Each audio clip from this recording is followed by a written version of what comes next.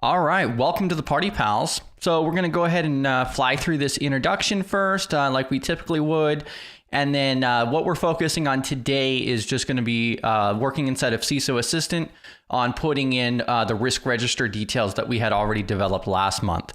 So right off the bat, so we're here to break down barriers, foster collaboration, community, work towards a more secure future together, just learning and growing together. That's really one of the biggest things on where Study GRC came from, is because there was not enough community, especially in the GRC space. And then there's information and resources out there, but trying to see through that smoke and mirrors is a huge feat. And whether it's the information security industry, GRC itself, or otherwise, it is way too massive for one individual to get it all down. And, you know, getting other people's perspectives and takes and their specialties and so forth is how we're going to move towards that more secure future where, you know, maybe we're not getting massive data breaches in the hundreds of thousands on a daily. So maybe one day. How's everybody doing? GRC Mafia. I see Tanara popping in. B-Dubs is here. 8-Bit. Laura Flores. Let's see. Bentex popping in. Welcome to the party, pal. Oh, Phil Stafford. Welcome to the party. Jeffrey. So what we're doing now, our new streaming schedule is Monday and Tuesday. We're doing the hands-on. Yesterday, we went over and listed out like some of our vendors inside of CISO Assistant, which, like I was saying yesterday, is we could do this inside of Excel as well. We're just utilizing CISO Assistant as a GRC tool because that's what's typically used in industry anyhow. Wednesday is our GRC Let's Get Technical on Wednesdays. And then Thursday is our primary meeting. We do have some really great talks this month. So typically on our Thursday meetings, which is the only different time, which is 6 p.m. Central Time, the first 2 weeks of every month we have speakers. And so this month we have Elena for like GRC implementations and tools and so forth. That's going to be this Thursday night. That's a really awesome one. And then we also have Chad Butler coming up next Thursday. Next week on, I believe it's the 13th for product security and GRC. Yeah. So March 13th. Let's see here. And then if you guys would like to come up on stage, I could definitely drop the link for that. You do not have to turn on your video, whether it's in chat or you want to come up on stage. Definitely ask your questions, even if it doesn't pertain to exactly what we're talking about at that time. I definitely want everybody to feel comfortable to do so. So we're all here to help each other out, especially. And worst case scenario, we could circle back around to that topic or otherwise, or somebody else in chat may be able to answer that as well. Same thing with resources. If you guys would like to drop your personal LinkedIn or other social media profiles, the best place to do that is inside of our Discord server, where you can go over to our live chat channel and you could drop your personal LinkedIn page or other social media. And that will get relayed to all of the different platforms that we stream to. And if you do happen to share something that you don't want to be public, just reach out to myself on Discord or LinkedIn, or you can also contact me at contact@studygrc.org. And then we also have our website, of course, as well. I think I have to fix the command for that, to be honest with you. So studygrc.org, that's where you can find the additional platforms that we stream to. There's 4 in total. We also have our calendar, which is going to provide you the most up-to-date information on there. And then also our resources page is a really awesome place to start as well. Let's see here. And then you can also see up here on the top left, we also have Britt White here. So brittwhite.io. So that's B-Dubs' personal website. A really awesome thing. I don't know if... Let me see. I don't think it's even been mentioned yet. So tonight is actually going to be the very first session for the CISSP study group. So tonight at 6 p.m. So, oh wow. I'm so used to typing out studygrc.org that I just do it automatically, like out of instinct at this point.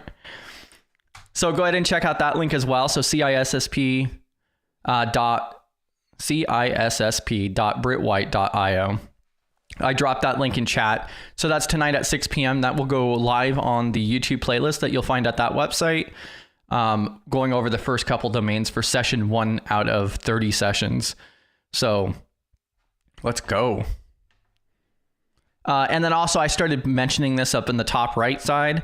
So since the state of study GRC, which I think was like the second week of January, we have now started seeking sponsorships and so forth. So if you know somebody or otherwise, you can send them our information or vice versa. All right. Now with that out of the way, let me go ahead and get this pulled up over here.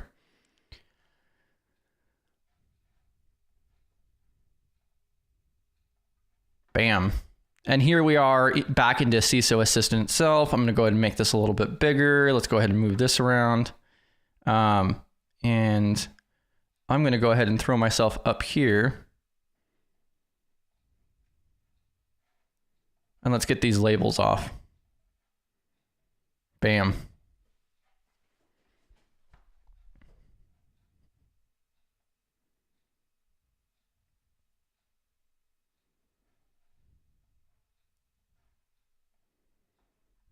All right, just double checking chat here. Welcome to the party, pal, Mike. Team live. And 8-Bit says that he's going to be joining in on that session as well.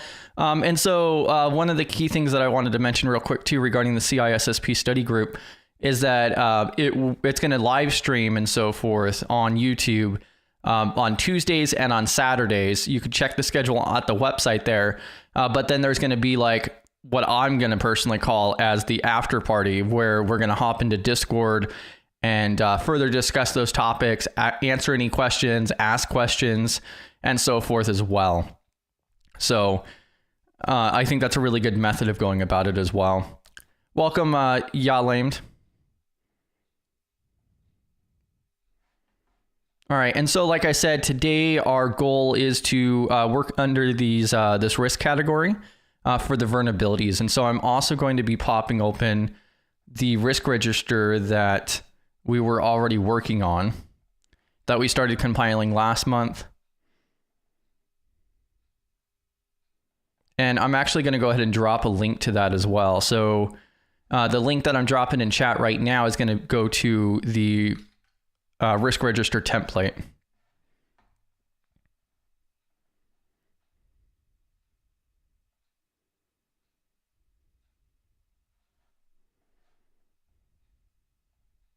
All right. I'm going to grab something.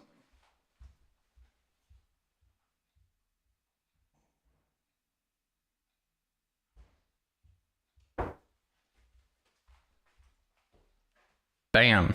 All right. Now I can keep going. And yeah, it should also be mentioned that we are interested in sponsorships for Study GRC. 100% goes towards our mission of helping community. No paywalls, nothing like that. All right.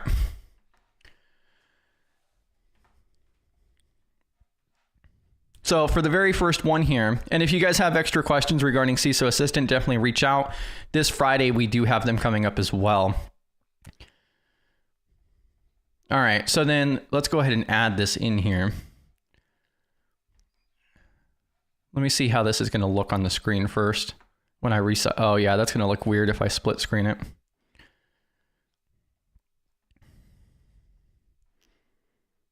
That should still be fine. Let me know if that's okay or not.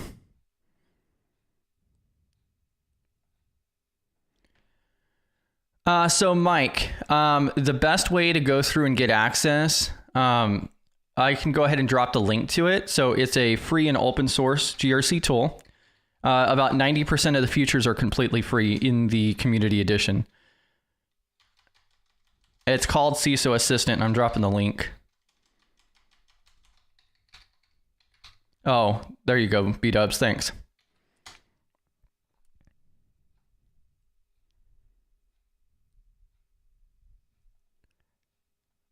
Yalamed. Yalamed. Okay. All right, perfect. Thank you for correcting me on that now. Yeah, I'm definitely going to get the names wrong if it's not constantly corrected, so I'll try to keep that one in mind. Awesome. Yeah, so I'd highly recommend to check out CISO Assistant, especially if you're working on trying to get into GRC or otherwise. It gives you some access to what you're going to commonly find. It's not as advanced as you would expect out of something like audit, like Archer, and there's some other really big ones too. I have a whole bookmark folder full of different ones. Like Tenable is another really big one. There's Anecdotes. There's also Logic Gate and a lot of other ones. If you guys are interested, I could drop some of those different other platforms, but those are typically very expensive and closed off to most businesses, except for like that larger medium business to enterprise, just because of cost concerns. So I think that's why a lot of businesses don't have a GRC tool, is because it's just not within the budget realm. You could literally do all of this inside of a spreadsheet. And so thanks to CISO Assistant, we could start moving away from spreadsheets. This makes it way more affordable to go off and run this for a small business of, we could literally say 5 people. A small business of 5 people who just has a single consultant, hopefully, could utilize CISO Assistant for that. And I know an individual who's actually utilizing one CISO Assistant installation for multiple businesses as well. So you can actually go through, I'll show you real quick. And so for an example, as a consultant, you can go through and you could set the domains instead of having the different domains as different departments or divisions. You could actually use the domains as separate business entities as well, which is what kind of separates this out. So it's kind of a workaround. It's not designed that way, but it's a workaround. There's a lot of things you could do with this. And then on Friday at 11 a.m. Central, so the same time that we started this stream on Friday, we will be going through and have CISO Assistant live with us, actually showcasing how you could set up CISO Assistant locally on your own machine using Docker, and then also in the cloud as well.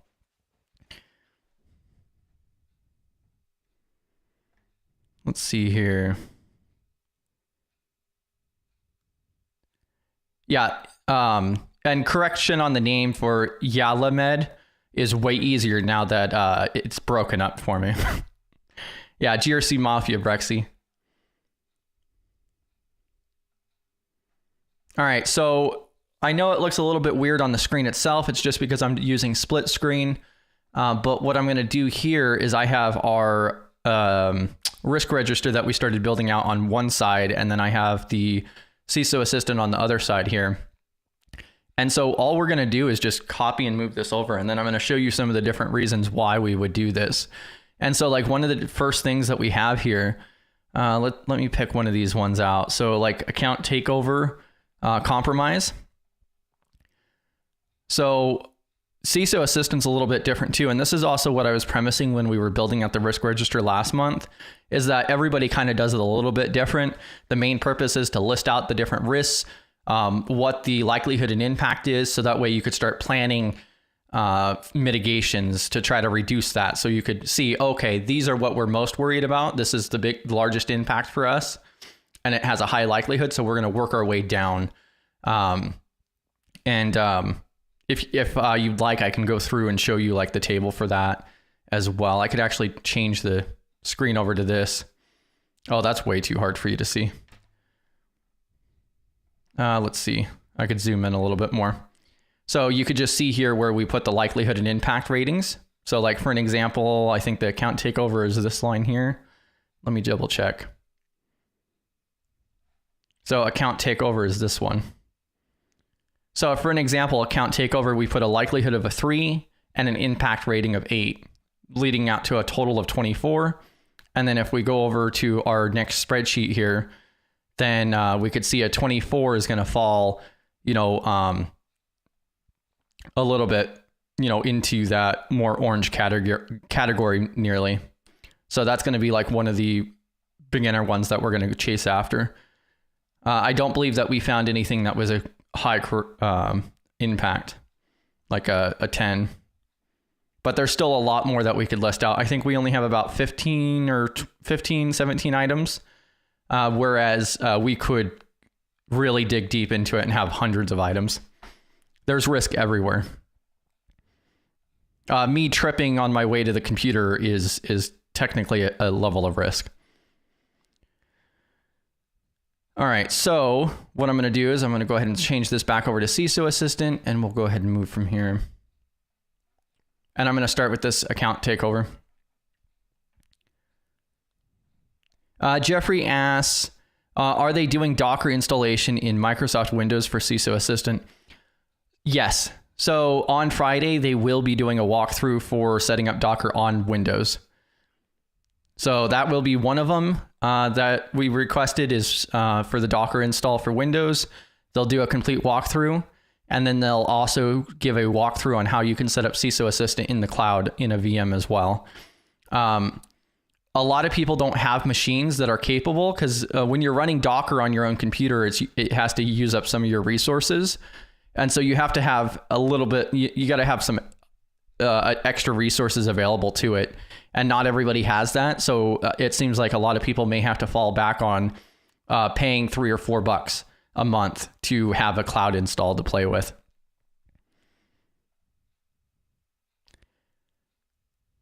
Bam. Brexy was just getting out of an ISACA event talking about integrated GRC solutions. Bam. Tripping is definitely a high risk, at least for me. Yeah, we'll add that to the register. Yeah, see? Yeah, and see, like, we're already doing risk management right here. I talk about how tripping is a form of risk, even to study GRC, and Bentech's already throwing out mitigations here. Bam. All right, let's see. All right, so we have account takeover. I'm going to go ahead and take compromise out of the very top here because we're going to utilize account takeover as a more broad aspect. So account takeover, what domain is this going to follow under? Global. So now one of the other key areas here is when we do an assessment, I'm actually going to go ahead and close this so I could show you. So yesterday we were working on our entities, so our third parties. And so this is a list of different services that we utilize. And so like for an example, when we go through, so later this month, we're going to be, going through and actually doing an assessment with Restream. Okay. We're going to see like, what is the risk and so forth. And so we can go ahead and start an entity assessment is what they call it here. Part of that is going to be account takeover. So we'll be attaching that account takeover or account takeover compromise into Restream. So then what is the likelihood and what is the impact of account takeover for our Restream, for an example? And we're going to apply that form of risk to that risk event to each and every single one of these as well. So even though we're adding this to our global, I just wanted to premise that we are going to go through each one of these vendors as well, and also do an assessment on those individually, which is also each of those are going to be assessed for account takeover, which is another reason why I wanted to apply this at the global level. Oh, and that's something I didn't notice. So that's kind of neat. So I moved away from this page and yet it still saved the draft. That's pretty neat. So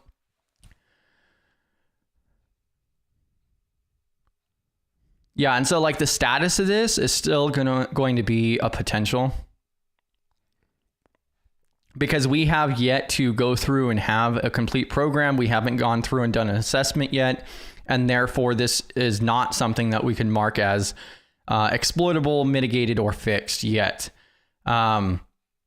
Later on, after we put in mitigation, so after we go through our services and we complete an assessment, then we would be able to say, okay, we have MFA required for all of these accounts, or we've taken these measures and so forth. So we have mitigations in place. But as of right now, there's nothing that we could really put on that. So this is also where, let's see. So we put an 8 and a 3. So impact is an 8, likelihood is a 3. So I'm going to go ahead and put the severity for this would be high. So for account takeover, it does depend on which account, which is also one reason why we're going to apply this to each individual assessment as well. I'm not going to attach this to any controls at this time. And there's no exceptions at this point. Oh, I could add a description to it at least. So let me go ahead and edit this. So account takeover. So compromising.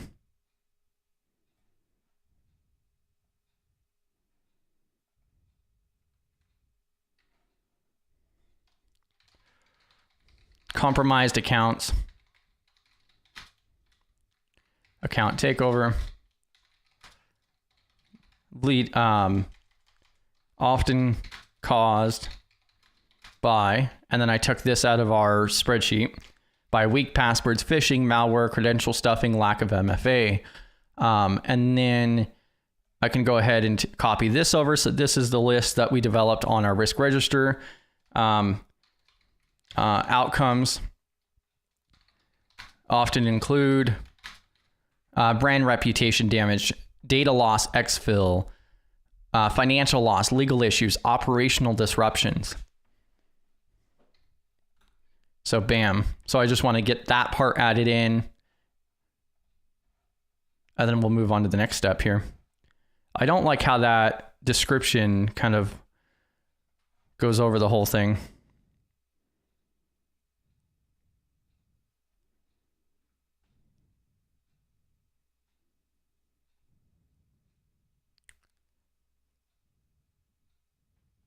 Oh, Laura, tripping likelihood high. I think that also depends on a lot of factors.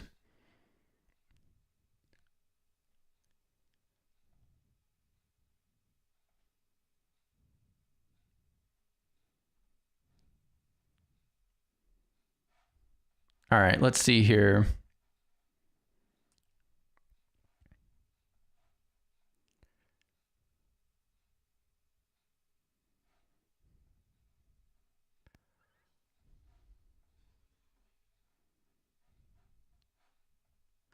And then there's also a whole nother thing here too. So also there's the scoring assistant that's here as well that I just want to show real quick. So like we run off of the 5x5 and that's more closely related to the NIST. And this allows you to go through and rate out the risks a little bit for more detail. This is particularly useful when we go through and we're trying to rate out on assessments. And so then it'll give us our actual detailed count. It's just a really neat tool that they have included.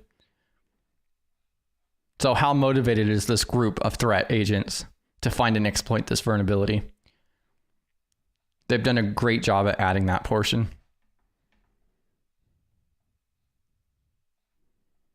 All right, let's see. Another one here would be, let's go ahead and do insider threat. So insider threat is another issue here.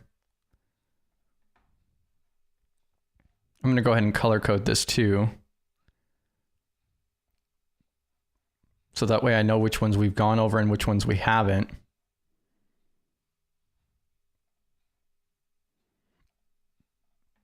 All right, so insider threat.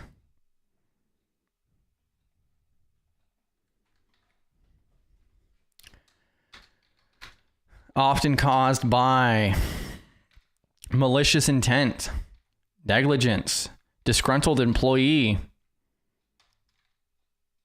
All right.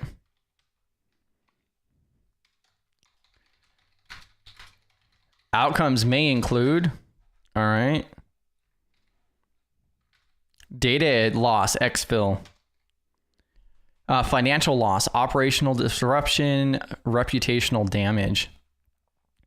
And then what we rated this on is a 5-1. So 5 for the impact, 1 as the likelihood. I had this marked as low just because we do have some form of like least privilege, least privilege. And some different things already technically in place, but we haven't gone through and done our assessment and put all of the paperwork to order. I do foresee us moving into April, starting to work on the actual policies and developing those out. So that's also where, just starting to develop our maturity on this program is going to come in. And so again, this is just going to be marked as a potential, which technically a lot of these could actually be marked as exploitable at this point in time, because we don't have any mitigations listed out or documented at this time. The severity for this one is going to be a medium. So the overall rating comes out to a 5, and we wouldn't attach any controls at this time. Bam.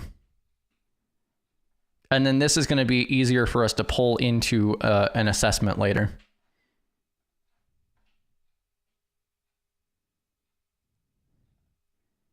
Oh yeah, most certainly. Oh wow, B-Dubs actually broke her hand because she tripped last year. Jeez. I know somebody who shattered their ankle when they stepped out of a truck. Like, it wasn't even a lifted truck, just a normal pickup truck. They went to step out. They stepped out wrong and literally broke their ankle in like 6 spots.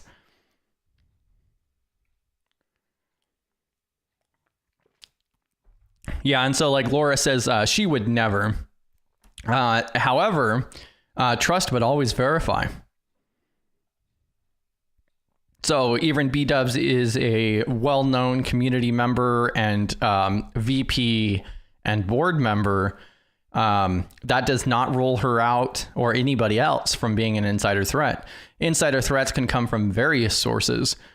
So a form of insider threat could even be, let's say, somebody contacts one of us and we give out personal information. I have email addresses for community members, for an example. That's the only form of like PII that we actually maintain whatsoever. And, technically that could be a form of insider threat as well. So there's a lot of forms of that. I feel like that could really closely relate to that shadow IT as well. Welcome to the party, pal, Dwight. All right, so then let's go ahead and add in this next one here. So another really big one that we added here was misconfigurations. So what we actually put on our risk register was misconfiguration of access controls. What I'm going to put here is misconfiguration. So we could further define it into access controls. Maybe we should actually define that into access controls itself. So there's a lot of types of configurations in the first place. Access controls is going to be an obvious priority. So let's see. I think I'm going to run with just misconfiguration.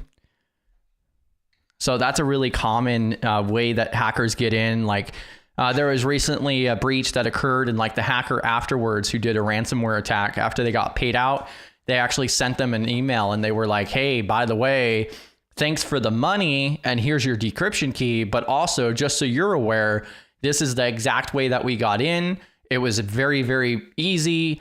It took us like 20 minutes and we had all of your information. Like, you did not have anything set up that would prevent us from going in this route. And it was very, very simple. Like, they had like a web portal that was accessible from the internet, and literally all they did was just had to breach that login form, and they had access to that. And then they were able to pivot off of there into the rest of the systems as well. So they did not see that as a very not much barrier whatsoever. And they actually shared that with the company after they got paid, of course.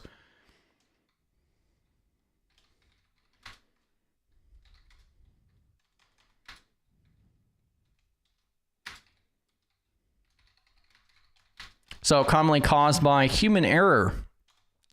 All right, that's a big one. System vulnerability, lack of change management. All right, so that's some of the stuff that could cause misconfigurations. All right, and like for an example, like change management would be put in here because, like, what if one of our applications gets updated with a new feature? Like we could just use LinkedIn for an example. LinkedIn pushed out an update where AI was scraping all of your data or otherwise, And if you were not aware of that and you don't have a regular cycle to go back over your configurations and so forth, then you may never even know, especially if you don't keep up to date with that. And then outcomes could be data loss, exfil, reputational damage, operational disruptions. And that's for misconfiguration. The domain we're going to run under global again. And so this one I think was ranked a little bit higher. So this one had a total score of 24. So 8 out of 10 for the impact and 3 out of 10 for the likelihood. And so this one we'll go ahead and mark as potential still. And then the severity here. So that's a 24. So that has a really high impact rating of an 8 out of 10. So I'm probably going to go ahead and mark this as a high severity. So this is going to be like one of the very first things. Like this is going to be near the top of the list of different things that we need to address.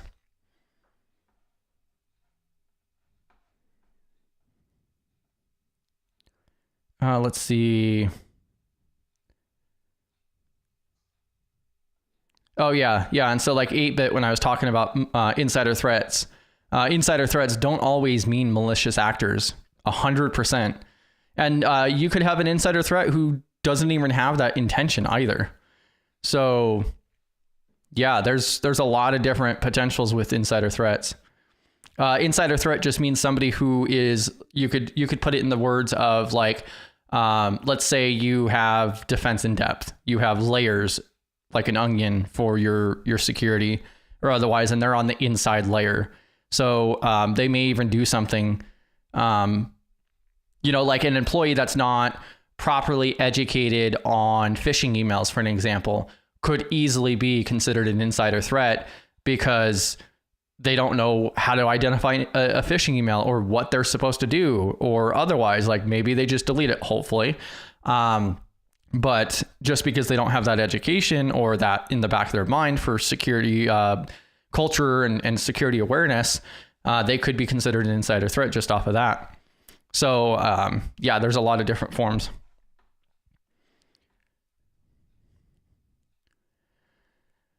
Oh yeah, and then also Laura, I tripped on the stairs at Simply CyberCon on those super steep stairs. Yeah, especially walking back and forth. Man, that was a struggle.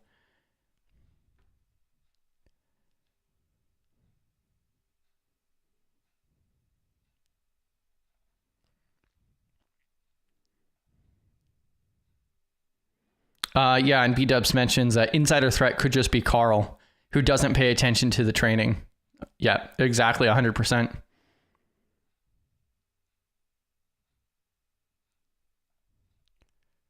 Is it okay to share a link to download VirtualBox? When I access it, it gives me a 502 gateway error. Thanks. I mean, that's not something I typically do, but I could drop something in the Discord server or something. Maybe they're having issues or something.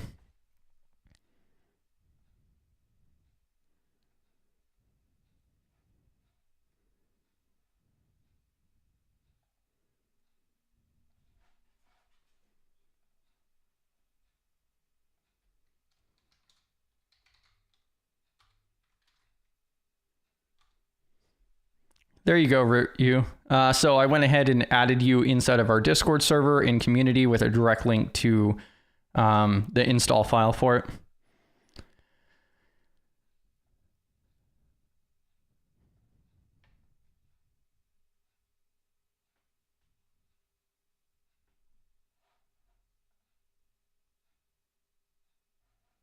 All right, let's see here. All right, so let's go ahead and push forward. All right, so we're already 37 minutes in. Let's see, so we got 3 of these ones in here. Let's go ahead and add a couple more here.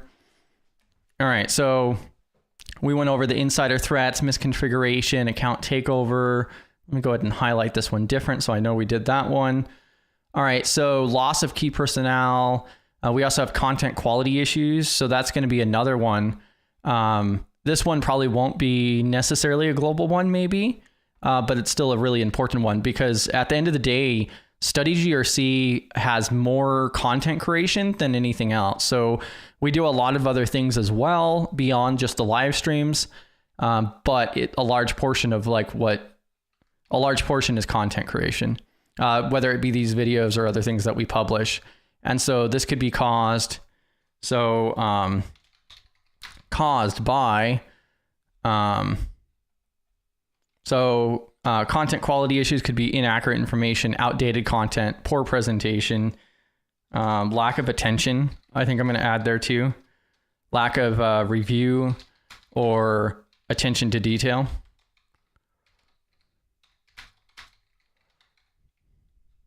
All right. And then the potential outcomes of that.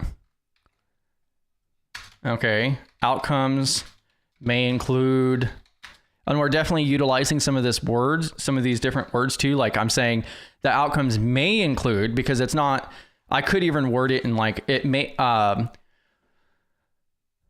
include, but not limited to, but that's kind of what I mean by saying outcomes may include loss of credibility, decreased community trust, negative brand perception.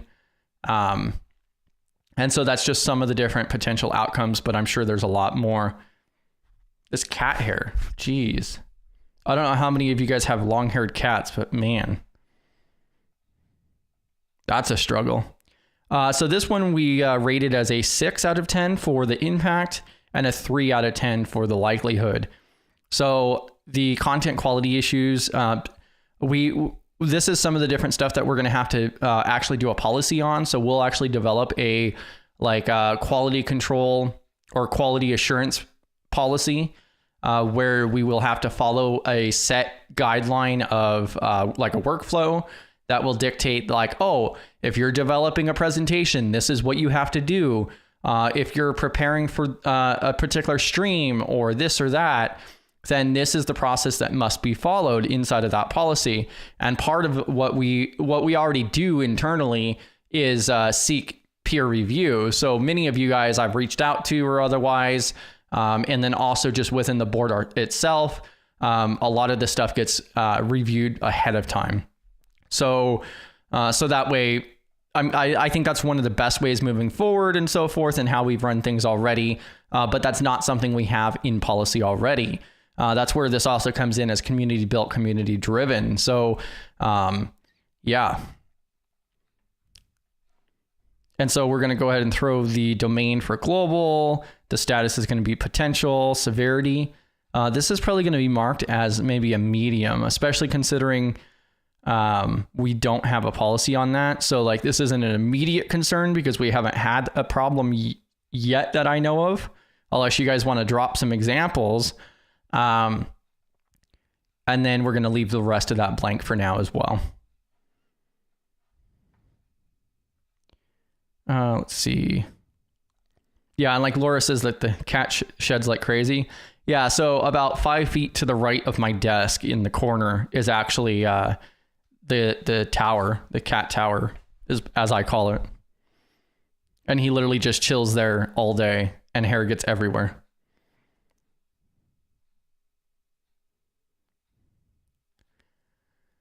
Brexy also shared, when I raised our top 3 risks to my CEO, I stated insider threat being number 1. She blasted me about it and said that we are all good people. So I reminded her that that includes Carl situation, which she knew happened. Yeah, exactly. Yeah. And so like, there are definitely different ways that we could utilize that too. Like we may use the term insider threat, but yeah, definitely changing that terminology or otherwise I think could be beneficial. So like when somebody outside of risk management or security at least thinks of insider threat, you know, they may not realize that, you know, that's not just malicious. Yeah, and like Laura says, you got to clean out your machines all the time in reference to the cats.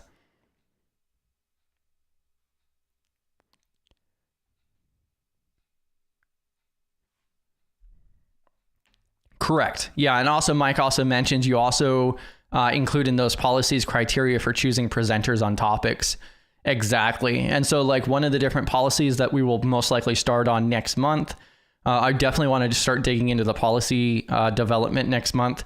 And that's probably going to be like one of the first things we do is going to be like a quality assurance policy of some sort, which is going to outline things such as like how presenters are approved and onboarded and all kinds of different things as well, along with presentations and live streams, like things like that.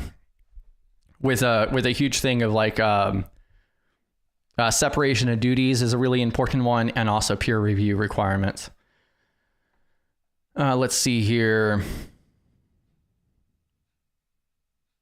All right, so we went ahead and got that content quality issues imported in here. Let me see. All right, so another good one here is also lack of community moderation. So like one of our big things is Discord. That's where this is mostly going to apply. Thankfully, we haven't really had much of an issue up to this point yet, but it's definitely a concern that a type of risk that we actually need to be aware of. And so if we take a look at this, maybe caused by... So lack of community moderation is what we're going to call that. And then insufficient moderation resources, like we don't have enough people or resources to moderate the community for not only quality assurance, but then also just to make sure everything moves smoothly. Like we don't want people like out there phishing the community or, otherwise, or just like outright promotion, buy our tool. Lack of clear guidelines. We want to make sure that everybody's aware, like definitely drop your social media profiles and like stuff that you're working on and things like that. But like, especially self-promotion, like we're not inside of the Study GRC Discord server to be sold products, for an example. So ineffective moderation tools, one of our big assets is an auto mod. And then I can go ahead and add this. So outcomes may include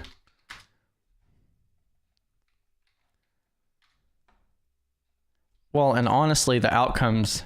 So if we don't have the moderation capabilities or slack on that, that may cause toxic behavior, spam, disruptive activities, damaged community environment. We're going to set that as global, potential, and then this severity. Let's see, what did we rate this as? So we mark this as a 4 for impact and a 2 for likelihood. And so we do have AutoMod already configured. We do have a good set of eyes on the server itself. This also technically includes YouTube as well, though. So that's another location. YouTube and the platforms that we stream to does require moderation. Thankfully, you guys are relatively a good crowd here. So I don't think like I could count the times that we've had to moderate anything like maybe 2 or 3 times ever in over a year. So severity level, I'll go ahead and mark this one. So the overall rating comes out to an 8. This one's probably going to be marked as a low, to be honest with you. This is going to be marked lower on our requirements just because we don't have this issue at this time. Although I'm probably going to still mark it as a medium for our, projects and milestones. And then we're going to leave the rest of that blank for now. Later on, we'll get all of this filled out in more depth. Let's see.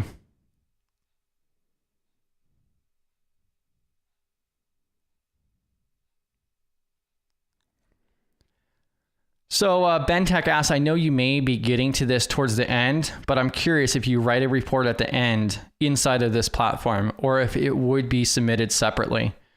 So what type of report are you? Okay, so you're referencing to pertains more so if you are assessing a third party. I'm not exactly sure what exactly you're asking.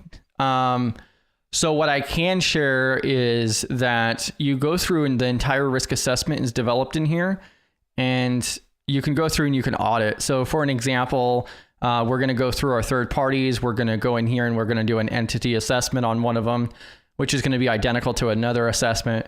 At the end of that, that does give us the ability, which I think we started one. I might have deleted it.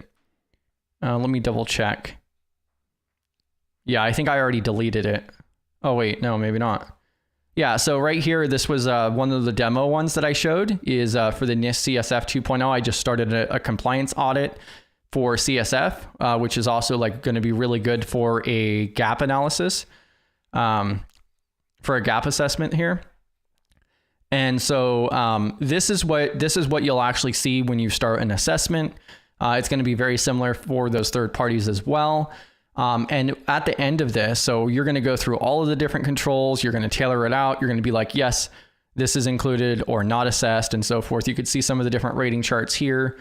Let me make sure. Yeah, so you guys can see that. You could see some of the different ratings here: not assessed, partially compliant, non-compliant, not applicable, and compliant. And you can also mark it as to do, in progress, in review, or done. And at the very end, when you're finished with this, then you can actually export this into multiple formats. So you could put this into a CSV for a spreadsheet, into a Word doc, a zip file, or also a PDF for the action plan. So the action plan itself for that to-do list, basically, as a PDF itself. And then what you would do is then you would take this. So let's say you go through and you do a complete assessment on a third party. You would export the risk assessment outcomes that you did completely inside of CISO Assistant, and then you would actually write your final report.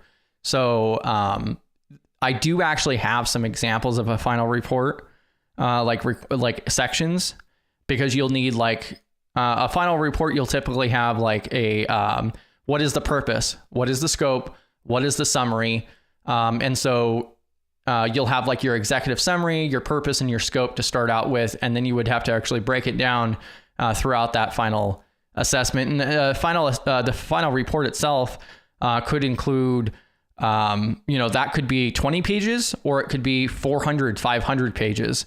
It just depends on the framework, the size, the scope, the company, and so forth. But in short, I think what you were asking is like how much of it's done here. And so you just do your actual assessment in here, and then you would export this, and then you would take that and copy that into the proper sections inside of your final report. I think that answers the question. I hope.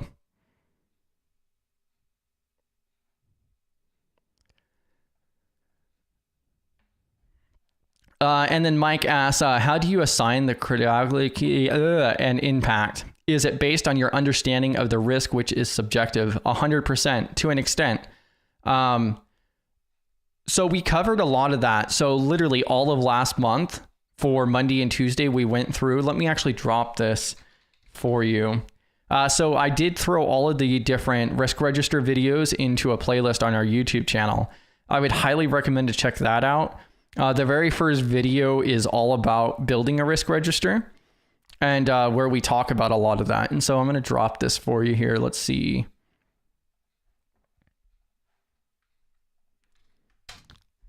So that's a link to the actual, the video, the playlist itself. I'll move over to it real quick.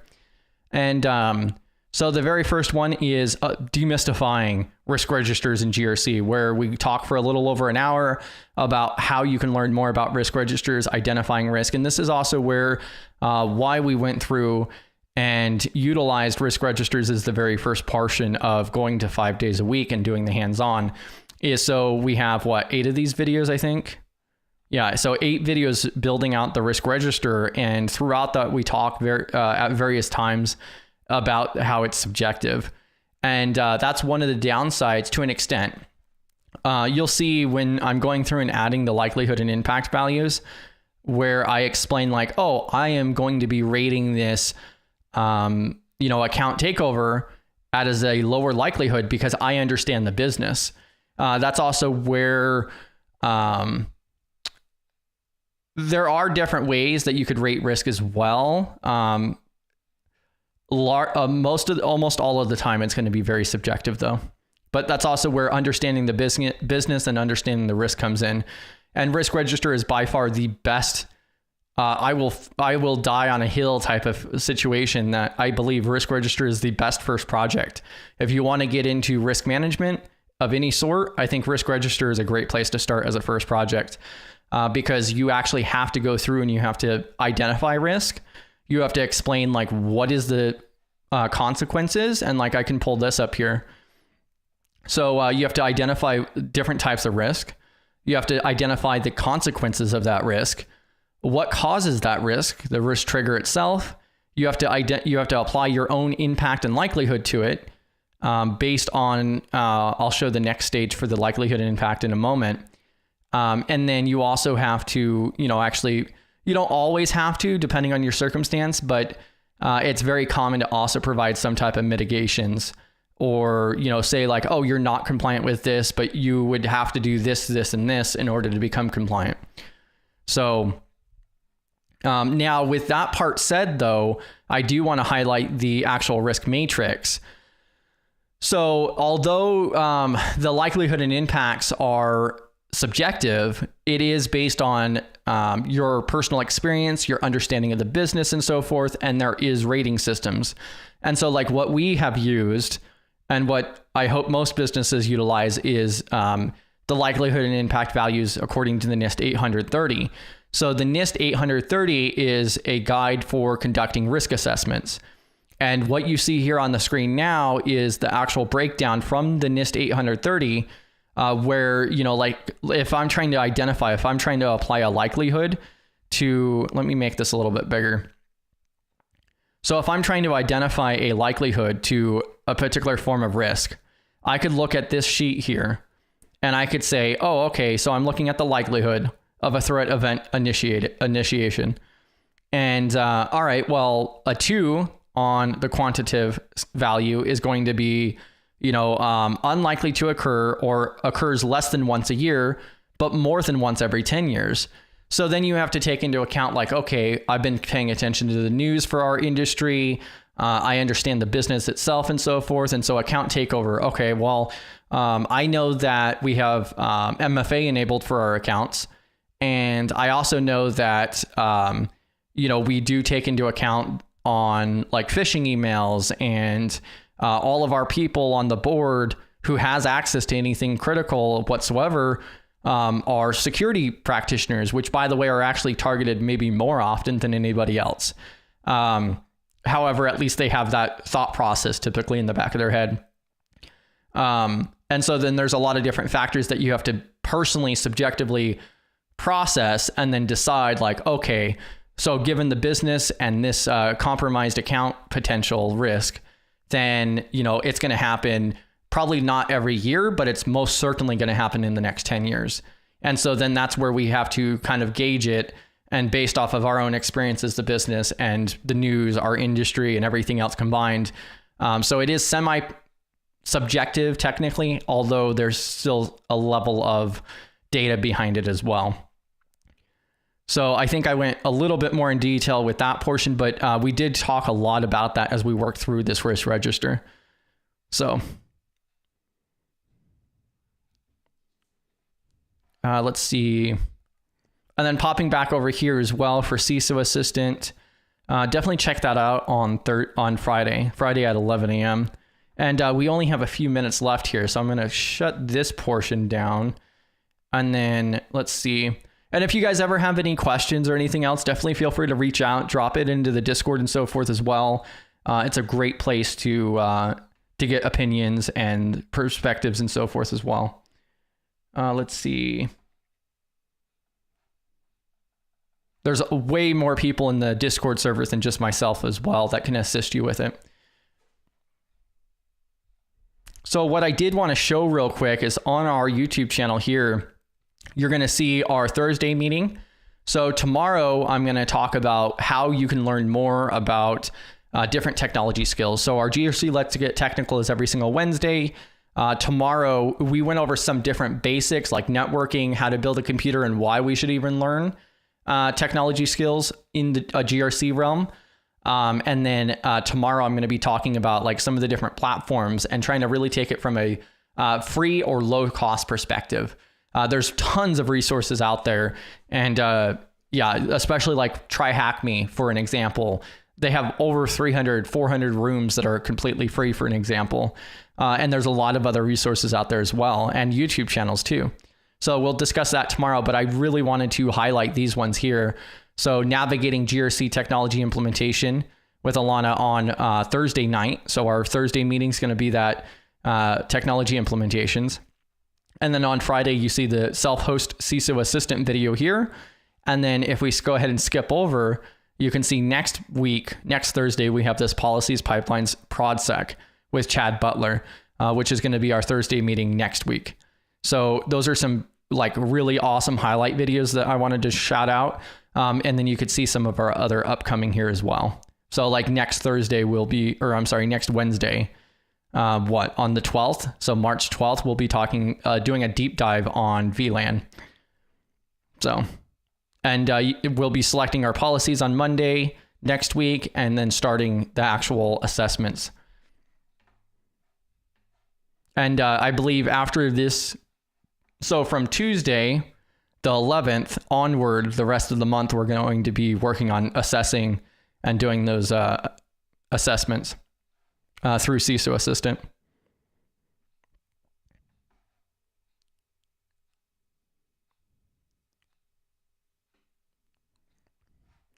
Yeah, and so also like Dwight also mentions here that that risk is a biased risk. That's where it helps to have larger security teams. And there's a really good video. I'll have to find it again. I don't know where I have it stored. It's in my bookmark somewhere. But there's a really good video about having like the importance and the value of having diverse security teams. Like, of course, having a lot of different backgrounds and people and so forth is important in a lot of different aspects and everything. But if you look at security teams that, come from a military background and another person who comes from a political background, or the East Coast, the West Coast, overseas, all of this different stuff, that gives a much better and broad perspective on security and risk as well. And so those teams are way better apt to compile a lot of these things as well. So like people, it's hard to identify that bias aspect. So everybody is biased to some extent. And so like, for an example, if I had a previous experience of account takeover, then I'm going to focus more on an account takeover than somebody who has never experienced that before. And yeah, it's interesting. Yeah, and so Dwight says we talk about cognitive bias so much lately because of related AI risk. Yeah. And it's not just AI risk. That's, yeah, a big one. But yeah, so definitely check out those upcoming ones. And then here in just a moment, I'm going to go ahead and bring this video to an end. Oh, wow. Let me resize this.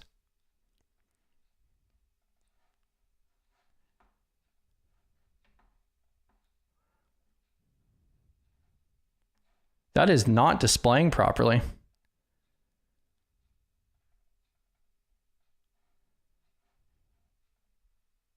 Huh, that's interesting.